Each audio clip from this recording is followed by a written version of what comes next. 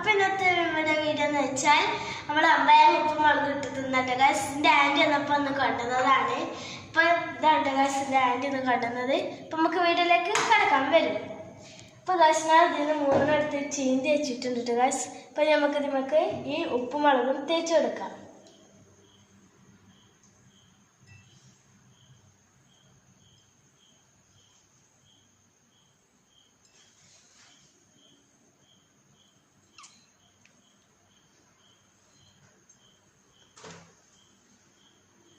അപ്പോൾ ഗൈസ് ഞാൻ എല്ലാ അടേക്കും നന്നായി ഫില്ലിങ് ചെയ്ത് വെക്കുന്നുണ്ട് ഗൈസ്. നിങ്ങൾക്കും ഇഷ്ടമാണ് ഈ അമ്പായങ്ങ ഉപ്പും മുളകും ഇട്ട് തിന്നാൻ. അപ്പോൾ ഗൈസ് നമുക്ക് തിന്നാട്ടെ ഗൈസ്. അടിപൊളി ഗൈസ്.